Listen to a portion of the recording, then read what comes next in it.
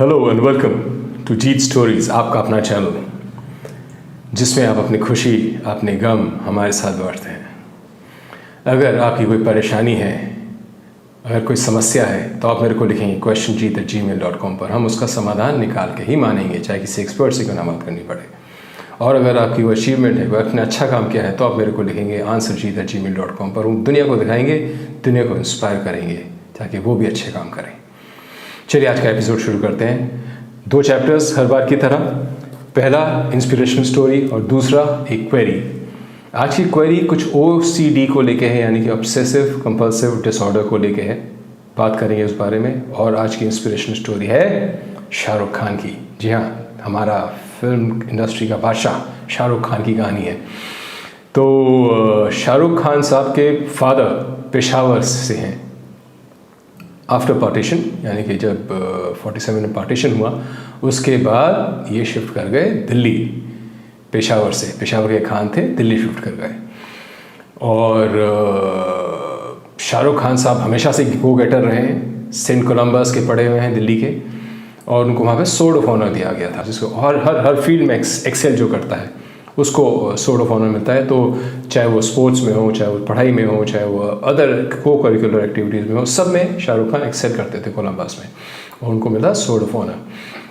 इनके फादर की थोड़ी सी बात करते हैं, क्योंकि मुझे लगता है इनके फादर बहुत अच्छे इंसान थे। मैं बहुत ज़्यादा नहीं जानता, लेकिन जो कुछ थोड़ा बहुत पढ़ा है या जो कुछ थोड़ा बहुत सुना है, बहुत ही बढ़िया इंसान थे। लॉयर थे, फाइनेंशियली बहुत स्ट्रॉन्ग नहीं थे। कई बिजनेसेस ट्राई करे, सक्सेसफुल नहीं हुए फाइनेंशियली बिजनेसेस में। रेस्टोरेंट भी खोला था, लेकिन बहुत ज़्यादा सक्सेसफुल नहीं हुआ वो भी।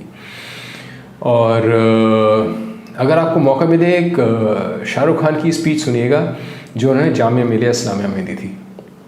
उसमें बताते हैं उनके फादर कैसे उनको गिफ्ट दिया करते थे। पैसा नहीं होता था तो पुराने गिफ्ट्स इनको दिया करते थे। तो कभी कैमरा दिया, कभी टाइपराइटर दे दिया, कुछ ऐसी चीज़ें, और उनकी वैल्यू बताया करते थे कि कैसे आप इसको फिर से यूज़ कर सकते हो, क्या क्या अच्छी चीज़ें हैं इसमें, और कैसे आप इनसे कुछ ना कुछ सीख सकते हो हर एक चीज़ से। तो वो जो वैल्यू सिस्टम है ना, मुझे लगता है बहुत स्ट्रॉन्ग थे उनके। और मुझे ये भी लगता है कि हो सकता है wrong, I don't know, but Shahrukh Khan की जो सक्सेस है ना, उसमें उनके फादर के दिए हुए वैल्यू सिस्टम्स का बड़ा हाथ है, ऐसा मुझे लगता है। Although Shahrukh Khan was also very close to his mother. So his father, यानी कि इनके अब्बा हजूर का इंतकाल हो गया था जब when Shahrukh Khan was only 15 years old. Cancer से इनकी मृत्यु हो गई थी। और इनकी मदर भी पास अवे कर गई जब ये 26 साल के थे। उनकी भी बड़ी लंबी इलनेस चली थी। तो शाहरुख खान ने जो एक्टिंग शुरू करी थी दिल्ली में, छोटे छोटे सीरियल्स में बड़े बड़े रोल करके, यानी कि सर्कस में करा, फौजी में करा, और बड़े हिट हुए ये सीरियल्स।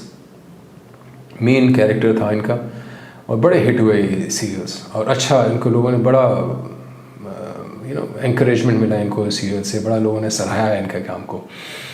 तो वहाँ से इनकी शुरुआत हुई। और जो इन्होंने पैसा कमाया था, जनरली इनकी मदर के इलाज में चला जाता था वो पैसा, क्योंकि she was not keeping well for very long. बड़े लंबे समय तक इनकी मदर की बीमारी चली, और वो पैसा वहाँ लगता था। जब इनकी मदर का इंतकाल हो गया 26 साल की उम्र में, तो उसके बाद ये बॉम्बे आए। तो ये जब बॉम्बे आए तो इनके पास सिर्फ 1500 रुपये थे। 1500 रुपये जेब में लेके बॉम्बे आए, और एक बहुत बड़ा ख्वाहिश थी इनकी कि भाई मैं इस शहर पे राज करूँगा, इस शहर का बादशाह बनूँगा। बड़ा स्ट्रगल करा इन्होंने शुरू में, जगह जगह गए, बात करी लोगों से, अपना काम दिखाया। इनको काम मिलना शुरू हुआ। अच्छी कुछ पिक्चरें गई, बहुत अच्छी गई, कुछ नहीं गई, लेकिन ग्रेजुअली ओवर द टाइम एक बहुत बड़े सुपरस्टार बन गए। आज बादशाह ऑफ बॉलीवुड कहते हैं इनको। तो इनकी जो फ़ैन है ना, वो ये बात याद रखें यार, कि जो सबसे जो पिलर होते हैं एक बच्चे के, माँ और उनके बाप, वो इसके शाहरुख खान के पास हुए when he was only 15। His father पास हुए, और जब 26 साल के थे इनकी माता जी का भी देहांत हो गया था। जो कुछ पैसा सीरियल वगैरह से कमाया था वो खर्च कर चुके थे ये ऑलरेडी, जैसे पहले होता है। 1500 रुपये लेके बॉम्बे आए थे, खूब भाग दौड़ी करी, काम करी, मेहनत करा। लेकिन ये जैसे लोग ना कभी हार नहीं मानते यार, they don't ever give up. तभी ये सक्सेसफुल होते हैं। टाइम लगता है यार, हर सक्सेस आने में ना टाइम लगता है। इसीलिए मैं हमेशा कहता हूँ छोटे छोटे स्टेप्स लो। कोई बिजनेस करना हो, कोई भी काम करना हो, छोटे छोटे स्टेप्स लेके शुरू करो, लेकिन लगे रहो लगे रहो लगे रहो लगे रहो लगे रहो। पहले बड़ा लगेगा कि यार ये नहीं हो रहा, वो नहीं हो रहा, ये नहीं हो रहा, वो नहीं हो रहा, लेकिन फाइनली चीज़ें शेप अप करेंगी, लेकिन आप लगे रहोगे। लेकिन आप अगर छोड़ दिया आपने तो फिर आप भटक जाओगे, फिर आप नहीं सक्सेसफुल हो पाओगे। तो ये बात तो याद रखना। स्पेशली शाहरुख खान फैंस तो ये कहानी बसा लो दिमाग में। 1500 रुपये एक लड़का आया 26-27 साल का, जिसके माँ बाप गुजर चुके थे और उसने आके स्ट्रगल करा। कोई फैमिली बैकग्राउंड भी ऐसा नहीं था कि भाई किसी को कोई जानता है या कहीं से जान पहचान या फिल्म इंडस्ट्री से थे, कोई कुछ ऐसा नहीं था। फिर भी देखो आज राज कर रहा है। और इसके अप्स एंड डाउन्स आएंगे, शाहरुख खान के अप्स एंड डाउन्स आएंगे हमेशा, लेकिन he will always survive his downs and come up victorious. देखना हर डाउन से ही जीत के निकलेंगे। तो ये शाहरुख खान के फैन स्पेशली ये चीज़ बांध के रखें यार। मैं उनसे मिल चुका हूँ दिल्ली में, जब इतने बड़े स्टार नहीं थे, दिल्ली में ही रहते थे। तो खैर वो हम एक दूसरे को, वो शायद मैं तो उनको जानता हूँ क्योंकि वो सुपर स्टार है, लेकिन वो मेरे को शायद पहचानेंगे भी नहीं। और हमेशा से गो गेटर हैं, जो चाहा है वो पाया है, चाहे वो गौरी खान हो, चाहे एक reaching top of the film industry हो, बादशाह बनने का ख्वाब हो, जो चाहा वो पाया, उसमें लगे रहे तभी पाया, नहीं तो नहीं पाते कभी भी। है ना मज़ेदार कहानी, याद रखिएगा इस कहानी को। चलिए चैप्टर 2 में चलते हैं। आज चैप्टर 2 है OCD के बारे में।